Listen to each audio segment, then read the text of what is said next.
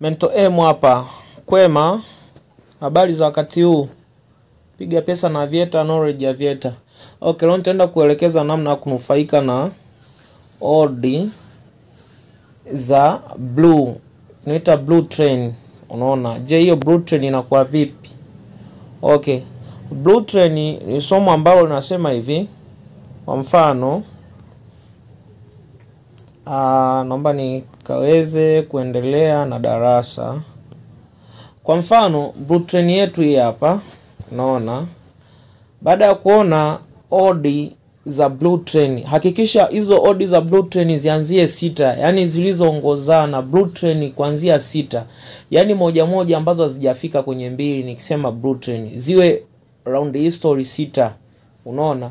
Ukiona hizo basi yani zianzie 6, hata kama zitakuwa ni 8 lakini kikubwa zianzie 6.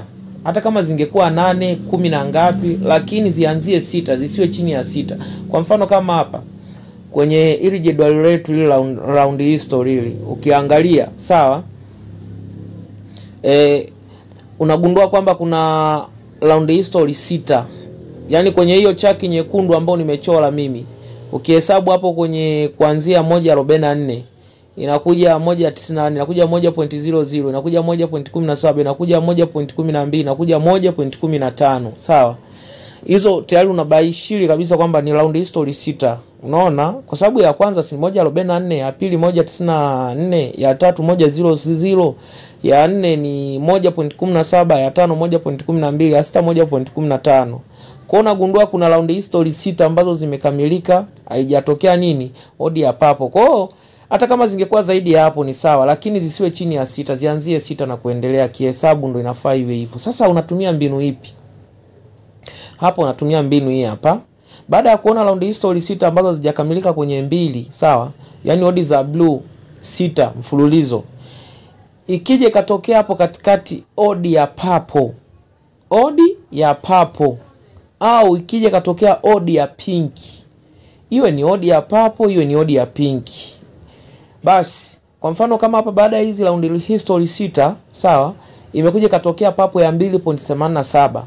Kwa hiyo baada ya kutokea papo ya 2.87, sawa? Wewe ile inayofuatia usicheze, maana kuna probability kubwa kutokea nini? Odi ya blue nyingine, kwa sababu bado huyu ataomba kuendelea na blue train yake, mnyororo wake wa blue. Unaona? Kwa hiyo baada ya mnyororo wa blue ikija katokea odi yoyote ya papo au pinki, basi wewe ustrade ile step inayofuatia, sawa? Usicheze, bali utacheza step inayofuatia. Yaani utafanya hivi, baada ya kuona blue train ya odi 6, sawa? Odi 6 nyuma, ile ya 7 kwa mfano, au ni kama ni ya 8 au kama ni ya 9, imekuja odi yoyote pale kati ya papo au pinki au high papo yoyote au low papo yoyote au pinki yoyote ile, basi jua kabisa hapo ndo muda wako kujiandaa kuingia sokoni. Kwa hiyo utasubiria step inayofuatia ipite, alafu ile step inayofuatia sasa wewe ndo utaanza kucheza. Kwa mfano hapo baada ya blue train ikaja papo, ukasubiri step ili ije ipite, ikaja step ya 1.25 ikapita. Kwa hiyo zile step 2 za mbele wewe ndio unatakiwa utrade. Kuna probability kubwa 95% ya kutokea nini? Papo. Unaona? Kumbuka hapo na winda tu papo. Unaona? Utacheza ile step yako ya kwanza na ya pili, lazima kuna probability kubwa kutokea nini? Papo. Kwa mfano hapo umecheza tu 1000 yako ya kwanza, umekula shilingi 2000. Kumbuka automatically cash out umeweka 2.00. Je, ingetokea ukaikosa hiyo ambapo kuna papo ya 5.01, jibu ni kwamba ungecheza hiyo step ya pili ambapo kuna 3.69, ungecheza ungekula. Unaona? So umecheza 1000 ya kwanza hapo ukakosa, hiyo step ya pili ungeweka shilingi 2000. Unaona? Ungekula shilingi 4000, ikalipa hiyo 1000 na ikalipa hiyo shilingi 2000 uliyoweka hapo. Na maana toto ya mtaji au capital uliyotumia ni 3000, lakini hiyo 2000 ya mwisho ungekula shilingi 4000. Kwa hiyo ingelipa ile 3000 ikarudi kwenye mtaji, ingekuachia faida ya shilingi 1000. Unaona? Nafikiri mpaka hapo tumeelewana. Ukiwa na swali lolote usisite kunicheki. Okay, leo nilikuwa naongelea kuhusiana na blue train. Narudia tena. Ukiona blue train yoyote, odi za blue ambazo hazijakamilika kwenye 2, hakikisha ziwe zinaanzia, yani mstari wake zianzie 6. ile step yani hakikisha zianzie 6 hata kama zitakuwa 8. Lakini ikija katokea pale katikati sasa odi ya papo au pinki, luka step moja, sawa? Alafu inaofuatia cheza. Ikitokea umekula, haya. Ikitokea umekosa ile step nyingine, cheza, utakuwa umekula. Unaona?